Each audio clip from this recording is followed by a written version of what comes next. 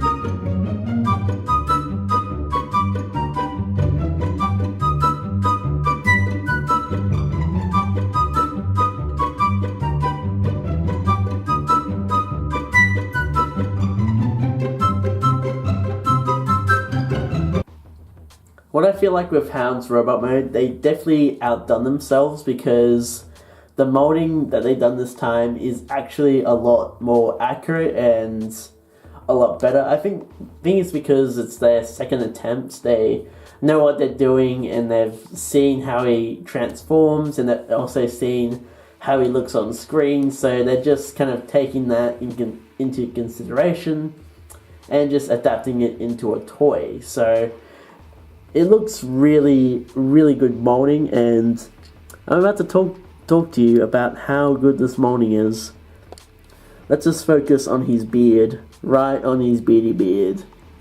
It's not the rubber beard like the Age of Extinction Hound was, but the molding for this beard is a lot better than the original. It even has like a little bit through his mouth there, and you can kind of see the little beads there, the black, like the beads there which are painted black, and you got a bit of silver there as well.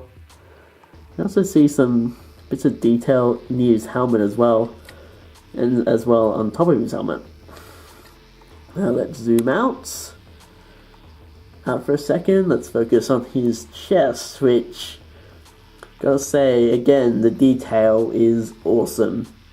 You got little bullets there, you got bit which I guess for his like harness bit here, and you got detail amongst his harness. You got his belly, you got like a little light, you got grenades, I guess, and then on his crotch bit, you got like pockets, you got that same light, you got grenades, more pockets, and down to the legs you got from the sides you got detail there, you got these grey bits there, just full of detail. And the arms has his bullets, and you got like machine parts as well, and you also got the missiles as well, you got lights there. This figure is extremely well detailed and well molded, much like the Voyager, the Last Night Optimus Prime. That figure is well detailed and molded so accurate to the movie, which is absolutely awesome. Now, speaking of Age of Extinction Hound, let's do a little comparison. Here he is next to Age of Extinction Hound. As much as I like this figure, especially how well they've done with this guy, I just think this guy here, the Last Night Hound, is a lot better. You kind of see the comparison there, and even size comparison, he's a lot bigger as well, and more different. And obviously some major differences, like you got beards. This is the beard here, which is rubber, completely rubber. Oops. You got like rubbery bits for his bullets there, which on here is molded in detail. And obviously the body, I don't know, I think the body on this one is a lot more skinnier and than compared to as this one is a lot more chunkier and beefier, which definitely fits Hound's character. And just on the feet there, you got like the tires, but they're like molded in. This one like takes the wheels from the vehicle and kind of makes it form the feet, which still looks really good. The tires on the vehicle mode of the Last Night Hound is a bit, it has like a bit of a jigsaw to it, if you couldn't tell in vehicle mode. But if I have to pick one, which one's the better one, I'm picking that one by far. And I'm also about to show you why this one is just as awesome as that one in terms of weaponry. So, not only you can have Hound pose and display with these two weapons which come with him, but you can also take his two little mini guns, and you can also place it underneath. There's like a peg underneath the guns, which you can also place these to become even more bit of firepower. But not only that, if you take a look at his back, he has all these holes where you can put weapons. So for instance, you can take Age of Extinction's Hound vehicle mode, and you can put it on his back. But that's not all. You can take these two guns, these two like little shotguns. You can place them there as well, like that. But that's not all. You can even take this gun and this gun right here, and there's a little spot for them. There's a little peg on the side of his leg, so you can place one there, and you can even place one here, like that.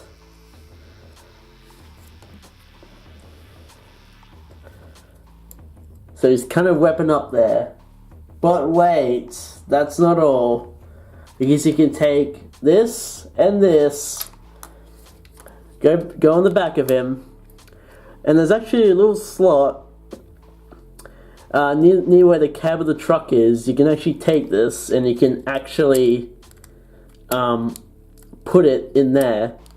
Although sometimes it doesn't really stay there very well. It's sometimes likely to pop off. I'll just try and put the other one together. No, it's not going that way. This way. So you can have those two little guns placed in there as well. But wait. Just before we're done, we're not done yet. You can take the knife of Age of Extinction Hound, and you can place it. Oh, there goes one of those guns.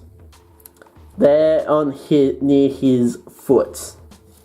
So you can pretty much fully arm and pretty much make Hound a fully armored walking armory of awesomeness. That is awesome. Really, really awesome. It makes this guy look like a mediocre amateur compared to this guy with all the weapons he has. But I guess you can find a space for this rack thing. I mean, you can put it there, but you don't really bother, so you just throw that thing away when he's in robot mode. And before you ask, yes, he can hold Age of Extinction Hound's weapons in his hands perfectly. Even the minigun as well. So you're probably wondering, how's Hound's posability? Well, he is quite posable.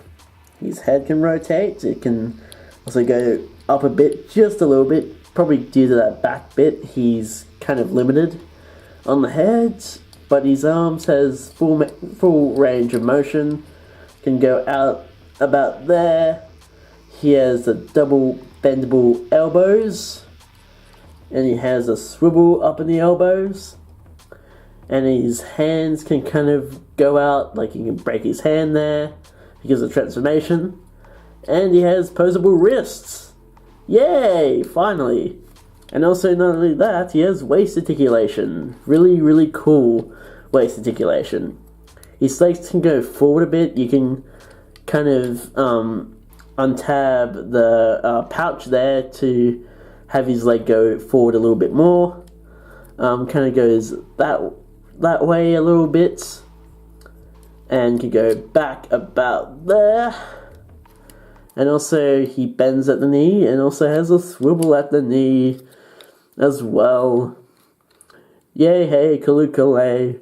And he also has feet can pivot about there due to the way he transforms, and since his foot is on a pin there, it can kind of raise about there, and mainly because he transforms. So he is really good on the posability aesthetic thing, whatever.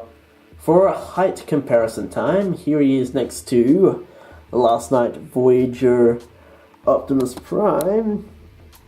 is actually a pretty nice scale, all things considered. I mean, he is a little bit bigger because of his sword, but still, really nice. Anyways, and here he is once again with Transformers Prime Terracon Cliff Jumper. Quite big for a deluxe, quite bigger than a deluxe. You would expect that from a Voyager, but nice comparison with Prime and Hound there. I think that's an actual correct size in the movies. So, really nice. So, that was my review of Voyager The Last Night Hound. Really, really cool figure. Nice touches with the removable helmet. Really good articulation. Just all around good size with, especially with Voyager Prime. And I just love how you can store all of Age of Extinction Hound's weapons and pretty much use them like this in dioramas or just for stop motion, which is especially even cool. Just complaints there. The vehicle modes, obviously it has some exposed bits. It doesn't have that canopy piece that it does in the movie, but that's fine. I can have night sleep with that not being there. There's nothing really anything else to complain about here. Just needs a little bit more paint as well, I think, as opposed of this greenish bit. I do like the greys as well, and also the painted tires, which also look especially cool, but I wish there was a little bit more showing off the detail bits, especially the pouches and the grenades and all that stuff. So I hope you appreciate my time looking at Voyager Hounds, and as always, I will see you next time.